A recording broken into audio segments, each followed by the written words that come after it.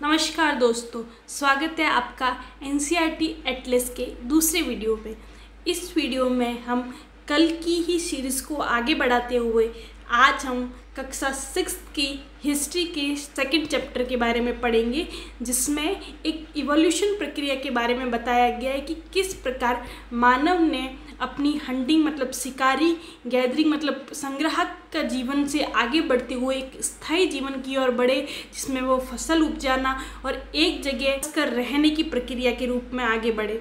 ये इसी प्रक्रिया को आगे बढ़ाते हुए फिर बड़े बड़े सिविलाइजेशन हुए, जैसे सिंधु घाटी सभ्यता, मेसोपोटामिया सभ्यता। ये कोई एकदम उपजने वाली सभ्यताएं नहीं है, ये सभ्यताएं भी धीरे धीरे अपनी हंटिंग संग्रह की प्रवृत्ति को छोड़ते हुए धीरे धीरे आगे एक स्थायी बसाव की प्रक्रिया में आगे बढ़कर ही इतनी बड़ी सभ्यताओं का विकास हुआ है। ये एकदम बढ़ने वाली सभ्यताएं नहीं होके, मतलब किसी भी प्रक्रिया में हम देखते हैं तो वो एकदम परिवर्तन की प्रक्रिया नहीं, परिवर्तन हमेशा धीरे धीरे आते हैं, वो पूरी फेज वाइज परिवर्तन आते। फिर वो अपनी ज़िंदगी का ले लो या फिर मानव के बढ़ने का ले लो, फिर मानव की जीवन शैली का ले लो, ये सब धीरे धीरे बढ़ने वाली प्रक्रिया है। और इसी प्रक्रिया के बारे में आज अपन चैप्टर में पढ़ते हैं। वैसे तो इस चैप्टर में मानव की पूरी विकास प्रक्रिया के बारे में बताया गया कि कैसे मानव पहले संग्राहक था, चीज़ें तोड़ के इकट्ठा कर करके जीवन बिताता था और घुमंतु जीवन शैली जीता था। और फिर मानव को जब लगा कि एक जगह बस कर खेती करके भी जीवन जिया जा सकता है, तो उन्होंने वो प्रक्रिया अपनाई। तो इस पूरी प्रक्रिया को कुछ भागों में बांटा जा सकता है और इस जो सारणी दे रखी है ना, इस सारणी के माध्यम से एक तरफ से अपन पूरे चैप्टर को आसानी से समझ सकते हैं। वैसे मैंने आगे भी पूरी पीडीएफ बनाई है, लेकिन पहले अपन इस सारणी के माध्यम से पूरे वर्गीकरण को समझ लेते हैं तो अपन को आगे बढ़ने में भी आसानी होगी और पूरा विकास प्रक्रिया को समझना बहुत आसान हो जाएगा। तो चलते आगे बढ़ते हैं। इतिहासकारों के बारे में अपन ने कल पढ़ा था कि इतिहासकार वो होते हैं जो इतिहास के बारे में पढ़ते लिखते हैं, ठीक है। इतिहास जो मतलब लिखित स्रोतों से जो इतिहास निकालते हैं ना, उसको इतिहासकार बोलते हैं।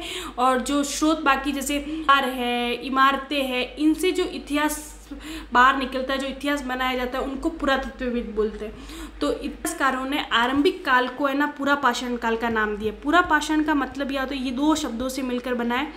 पुरा का मतलब होता है, ये जो शब्द है ना, इसका मतलब होता है प्राचीन, और पाषाण काल का मतलब, पाषाण का मतलब होता है पत्थर। इस जो वर्गीकरण है, इसका आधार पत्थर के औजारों को लिया गया है और इन्हीं औजारों के साथ साथ हम उस काल की और भी प्रवृत्तियों को पढ़ेंगे। तो मेन इसको पत्थर की जो आकार और पत्थर जो उपयोग किए जाते थे ना मानव के द्वारा, उसके आधार पर वर्गीकरण किया गया। तो सबसे आरंभिक युग है ना, उसको पुरा पाषाण युग बोलते हैं। पुरा पाषाण युग को भी बाद में है ना 3 भागों में बांटा गया है। वो कौन से भाग है पुरा पाषाण? ये एक तो है आदि पुरा पाषाण युग, आदि पुरा पाषाण युग, फिर आता है पुरा पाषाण युग, एक बार आदि पुरा पाषाण युग, और फिर मध्य पुरा पाषाण युग, और ये एक आता है उच्च पुरा पाषाण युग। आदि पुरा पाषाण युग का टाइमिंग देखें तो वो 20 लाख वर्ष पूर्व से लेकर 1 लाख वर्ष पूर्व का माना जाता है। और मध्य पुरा पाषाण का 1 लाख से 40,000 और उच्च पुरा पाषाण का 40,000 से 10,000 BCE, मतलब बिफोर क्राइस्ट वाला जो टाइम पीरियड है, जो कल अपन ने पढ़ा था, वैसे माना जाता है, ठीक है। जो 20 लाख और 20 लाख से 1 लाख के बीच में हम पत्थरों की बात करें तो उस टाइम जो मानव पत्थर यूज़ करते थे ना, वो बड़े बड़े पत्थर के औजारों का इस्तेमाल करते थे। उनका जो मेन उन पत्थरों का काम क्या होता है, फलों को काटने के लिए या फिर किसी जानवरों को ऐसे फेंक के मार दिया तो उनको मारने के लिए, वैसे उसके लिए पत्थरों का इस्तेमाल करते थे। मानव उस टाइम कैसी जीवन शैली जीता था उसके बारे में बात करें तो उस टाइम मेनली घुमंतु जीवन शैली वो जीते थे। एक जगह से दूसरी जगह घूमकर अपनी ज़रूरतों को पूरा करते थे और अपनी ज़रूरतों के अनुसार ही वो एक जगह से दूसरी जगह घूमते थे। तो ये प्रश्न खड़ा हो सकता है कि भाई वो एक जगह क्यों नहीं रहते थे? एक जगह भी तो चीज़ें मिल सकती है, तो वो एक जगह क्यों नहीं रहते थे? तो एक जगह रहने में कई समस्याएं थी। पहली समस्या तो ये थी कि जो आदि पूरा पाषाण युग का जो मानव था वो पूरी तरह अपने आसपास के वातावरण के ऊपर ही निर्भर था, अपने पर्यावरण के ऊपर ही निर्भर था, जो पर्यावरण में जो चीज़ें मिलती थी उसी के ऊपर निर्भर था। तो जैसे कि अपन इस एरिया में रह रहे, इस एरिया में कुछ फल फ्रूट वगैरह कुछ ऊपर, तो वहाँ पूरा कुटुंब उनके साथ रह रहा है, तो वो एक जगह का जो फल फ्रूट है वो कितने दिनों तक चलेगा, तो वो ख़त्म हो जाता था। तो वो जो मानवीय प्रक्रिया, तो अपन फर्टिलाइज़र वगैरह डाल के जल्दी उपजा सकते, लेकिन उस टाइम खेती और ऐसी सब चीज़ें नहीं थी, तो वो ख़त्म हो गया। तो उसको वापस मानवीय प्रक्रिया बिना हस्तक्षेप के इन्वायरमेंटली नेचुरली उगने में बहुत टाइम लगेगा। तो उगने ख़त्म होने के बाद मानव कहीं और जाता था, जहाँ पर ख़त्म हो जाता तो वह तीसरी जगह जाता था, वहाँ पर भी ख़त्म हो जाता था, चौथी जगह जाता था। दूसरा ये है कि मानव बाहर के इन्वायरमेंट से भी प्रभावित होता था। जैसे ठंड पड़ती थी तो वो पहाड़ों से नीचे आ जाते थे, और गर्मी पड़ती थी तो पहाड़ों के ऊपर चले जाते थे। तो इस कारण कि मानव मुख्यतः अपने आसपास के इन्वायरमेंट के ऊपर पूरी तरह निर्भर था, इसलिए वो घुमंतु जीवन शैली जीता था। अपन को भारत में ये आदि पूरा पाषाण युग के अगर अवशेष ढूंढने हो तो वो कहाँ पर मिलेंगे? आपने अगर मध्य प्रदेश में भीमबेटका की जो गुफा है उसके बारे में सुना हो तो ये मध्य प्रदेश यहाँ पर है ना भीमबेटका की गुफा है। इस भीमबेटका की गुफाओं के अंदर आदि पूरा पाषाण युग के कुछ अवशेष मिले हैं। वहाँ की चित्रकला मिली है, कुछ चित्रों के माध्यम से उस समय की लोगों की जीवन शैली के बारे में पता चलता है। यहाँ पर पाकिस्तान में एक सोन घाटी करके जगह है, उस सोन घाटी में भी आदि पूरा पाषाण युग के मानवों के जीवन शैली के बारे में अपन को अवशेष मिले। उसके बाद आता है मध्य पूरा पाषाण युग। मध्य पूरा पाषाण युग का टाइम पीरियड तो अपन ने देख लिया। उस टाइम जो उपकरण मतलब औजार यूज़ कर लेते वो थोड़े से है ना, मतलब कि मानव धीरे धीरे इवॉल्व हुआ, तो वो धीरे धीरे औजारों को थोड़ा मतलब तीखा करने लगा खुद के यूज़ के हिसाब से। उनको लगा कि भाई जो ऐसे एक पत्थर उठा के मारे उसको तीखा करके किसी जानवर को मारे तो आसानी से वो जानवर मरेगा। तो उनके लिए वो धीरे धीरे समझने लगे कि भाई मानव उसको जानवर को किससे चोट लगेगी, तो वो उसी अनुसार इवॉल्व होने लगे। तो इवॉल्यूशन की प्रक्रिया कैसी है को अपने इन्वायरमेंट को समझना और फिर उसी के अनुसार ढलना। तो फिर वो औजारों में सुधार करने लगे। और उसके अपन को उदाहरण देखने हो तो नर्मदा घाटी, जो इधर वाला जो एरिया है ना, नर्मदा घाटी के दक्षिण भारत में ऐसे स्थल मिले हैं जहाँ पर मध्य पूरा पाषाण युग के अवशेष भी प्राप्त हुए। तीसरा आता है उच्च पूरा पाषाण युग। उच्च पूरा पाषाण युग की बात करें तो उच्च पूरा पाषाण युग का टाइमिंग तो अपन ने देख लिया 40,000 से 20,000 BCE का। यहाँ पर जब वो जानवरों को मारते थे तो जानवरों की जो हड्डियाँ बचती थी तो हड्डियों के औजार बनाने लगे। उस टाइम थोड़ा विकास हुआ तो वो सुई का इस्तेमाल करने लगे और गुफा स्थलों का विकास होने लगा और अधिक परिष्कृत उपकरण बना लेके, मतलब कि और चिकने करने लगे और ज़्यादा इवॉल्व होने लगे। तो इससे क्या हुआ कि मतलब मानव थोड़ा और आगे बढ़ा। आदि पूरा पाषाण से उच्च पूरा पाषाण युग तक मानव ने अपने उपकरणों में बहुत परिवर्तन किया। वो अपने पत्थरों को और ज़्यादा चिकना करने लगे। वो अब ये हो गया कि भाई बाहर के इन्वायरमेंट से ज़्यादा प्रभावित होने लगे, तो वो गुफाओं में रहने लगे। पत्थर की गुफाएं होती थी, तो ये अपन को मिल जाएंगे। भीमबेटका के गुफा चित्र है ना, भीमबेटका की गुफाओं में भी अपन को इसके अवशेष मिल जाते। पूरा पाषाण काल के बारे में पढ़ने के बाद अपन पूरा पाषाण युग के बाद वाला जो काल है, जिनको 2 और भागों में बांटा गया है, मध्य पाषाण काल और नव पाषाण काल। मध्य पाषाण काल की जो टाइमिंग है वो 10,000 से 6,000 BCE की है और नव पाषाण काल की 6,000 से 1,000 BCE की है। पूरा पाषाण युग को जैसे कि हमने देखा कि 3 भागों में बांटा गया है, आदि पूरा पाषाण काल, मध्य पूरा पाषाण काल, उच्च पूरा पाषाण काल। फिर पूरा पाषाण के आगे मध्य पाषाण काल। मध्य पाषाण काल की विशेषता ये है कि मध्य पाषाण काल में माइक्रोलिथिक, मतलब जो उपकरणों की साइज हो गई ना, जो पूरा पाषाण युग में उपकरण बड़े बड़े थे क्योंकि उनके पास इतने मतलब कि परिष्कृत नहीं किए थे, ना उनको ज्ञान था, ना उनको इतना समझ थी, तो इसलिए उन्होंने डायरेक्ट जो पत्थर उठाए उन्हीं का इस्तेमाल किया। धीरे धीरे उन्होंने मध्य पूरा पाषाण काल में उन्होंने कुछ थोड़ा बहुत उनको परिष्कृत किया। फिर उच्च पूरा पाषाण काल में और थोड़े छोटे होते गए और और परिष्कृत उपकरण बने।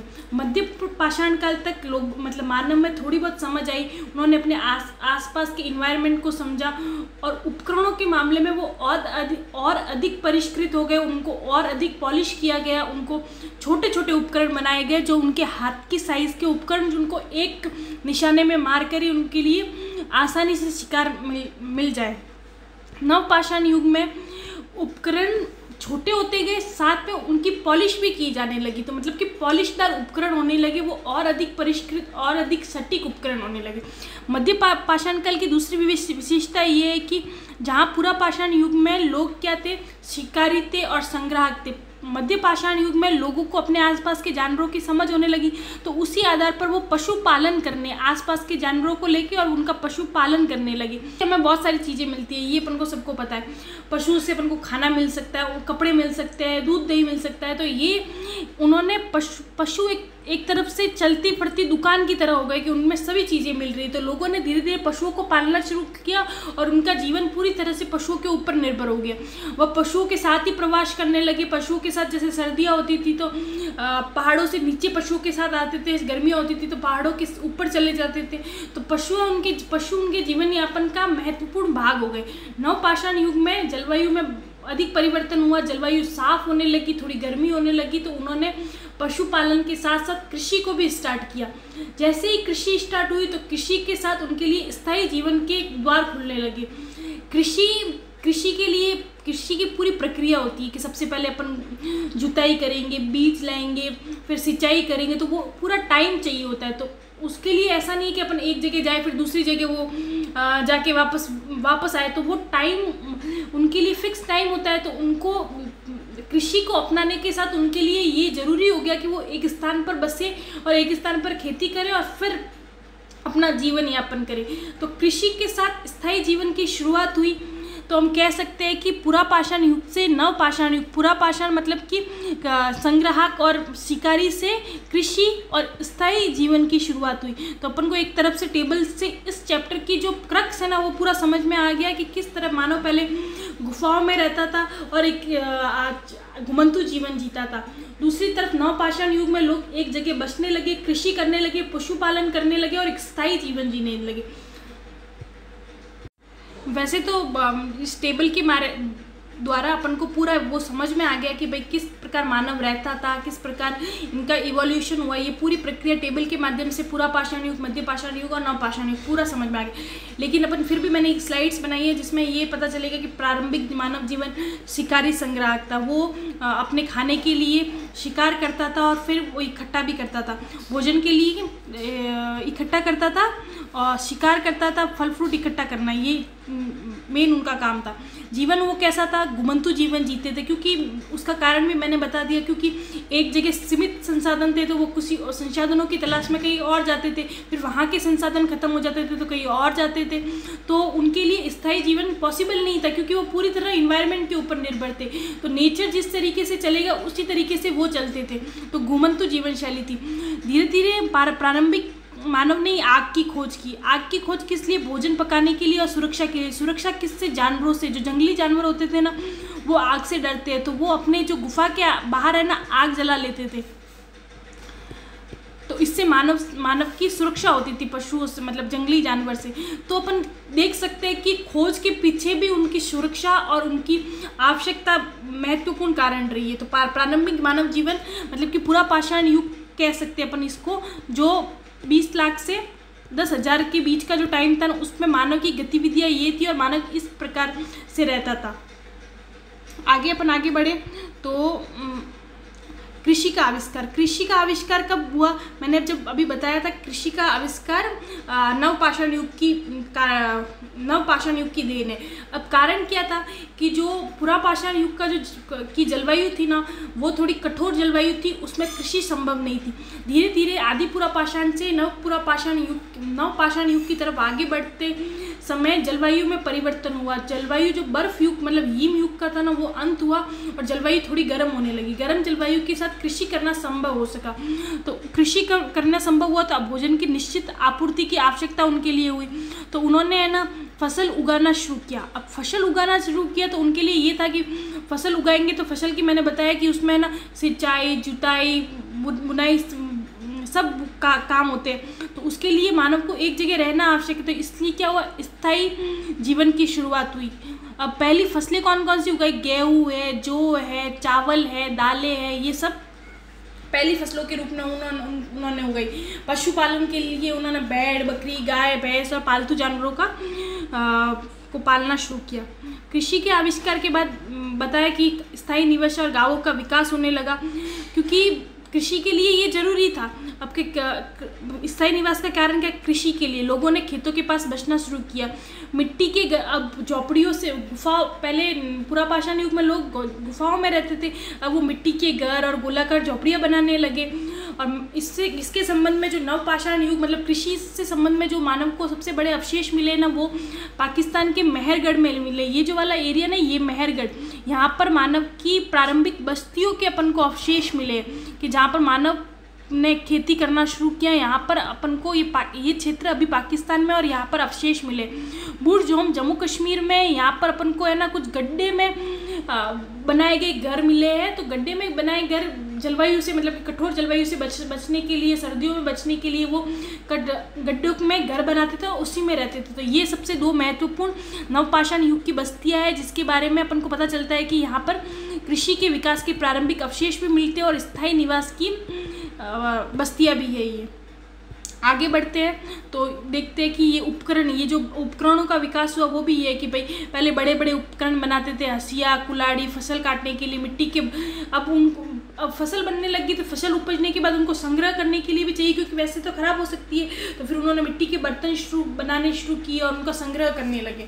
तो मानव की जो आप इवोल्यूशन देखोगे ना, तो वो उनकी ज़रूरतों के हिसाब से, मानव की आवश्यकताओं के हिसाब से, बाहर के इन्वायरमेंट के हिसाब से वो इवोल्यूट होने लगे और मानव की ज़रूरतों के हिसाब से वो विकास हुआ। अब इन सब का बदलाव का प्रभाव क्या हुआ, सामाजिक बदलाव, लोगों ने समूह में रहना शुरू किया, विशेषज्ञताओं का विकास, किसान, बर्तन बनाने वाले बनने लगे। क्योंकि अब जैसे मैं जैसे पूरा नवपाषाण युग की इंसान हूँ, मैंने खेती करना शुरू किया, तो अब किसान का काम है पूरा दिन लगे, तो मेरे को ऐसे व्यक्ति को ढूंढना पड़ेगा जो बर्तन बनाता है। तो बर्तन बनाने वाले से मैंने बर्तन लिए, मैंने उनको फसल दी, तो एक प्रक्रिया शुरू हो गई। और इस प्रक्रिया के साथ ही मतलब कि फिर वो वस्तु विनिमय शुरू हुआ। एक मतलब कि ये कैसे मानव का विकास की प्रक्रिया को अपन समझ सकते हैं कि किस प्रकार मानव एक उबंतु जीवन शैली से स्थायी जीवन शैली की तरफ बढ़ा और कैसे स्थायी जीवन शैली ने और ज़रूरतें शुरू हुई और ज़रूरतों ने कैसे विशिष्टीकरण को बढ़ावा दिया, कैसे एक किसान बना, बर्तन बनाने वाले बने। तो ये सब विशेषज्ञता का विकास हुआ। फिर मानव को जब इन प्राकृतिक जो चीज़ें थी तो उनके ऊपर कि भाई कैसे घट रही है, तो उसके कारण उनके अनुष्ठान और विश्वास मतलब धर्म की उपज हुई। तो ये पूरी प्रक्रिया है कि कैसे विकास पद्धतियाँ विकास, इन सब के साथ मानव के सामाजिक बदलाव के साथ सामाजिक करण भी स्थापना हुई। धीरे धीरे वर्ग बनने लगे, कुछ अमीर वर्ग, थोड़ा गरीब वर्ग। तो ये चीज़ें समाज में भी बदलाव का कारण बनी। जैसे जैसे समाज मतलब ये परिवर्तन हुआ, वैसे समाज भी इवोल्यूट हो, कुछ वर्गों में समाज बंटने लगा। अपन है ना इसकी पहचान अपन को है ना, जो गर्तों में अपन जो दफनाए गए लोग दिखते हैं ना, मतलब कि क्या बोलते हैं, दफन में शुरू, तो अपन दफन किए गए जो अवशेष प्राप्त होते हैं, तो उसमें अलग अलग लोगों के जो अवशेष प्राप्त होते हैं, तो उनके साथ जो दफनाई गई चीज़ों में डिफरेंस दिखता है ना। किसके साथ तो सोने की चीज़ें, किसी के साथ लोहे की, किसी में सिर्फ पत्थर के उपकरण या फिर कुछ बर्तन, वही दिखते। तो ये जो उनकी जो साथ दफनाई गई चीज़ों से भी अपन को एक डिफरेंस दिखता है कि कैसे कुछ लोगों के पास बहुत पैसा था और वो मतलब आगे के जीवन में विश्वास करते थे, उनके साथ दफनाते। तो एक सामाजिक वर्गीकरण के बारे में भी पता चलता है। तो इस पूरी प्रक्रिया से हमें ये पूरा पता चलता है कि मानव किस प्रकार बदलाव की राह पर आगे बढ़ा, किस प्रकार इस बदलाव ने लोगों के आगे का विकास, जैसे व्यापार का विकास हुआ, कैसे सामाजिक वर्गीकरण हुआ, कैसे इस वर्गीकरण ने फिर एक वर्ग विशेष के लिए अधिकार को बढ़ावा दिया। फिर ये सब आगे अपन को पढ़ने को मिले। आई होप आपको सब समझ में आया हो। यही पूरी विकास प्रक्रिया थी। और कुछ आपको जानना हो तो कमेंट करें, और कुछ और आपको समझ नहीं आया हो तो उसके बारे में भी आप कमेंट कर सकते हैं। धन्यवाद।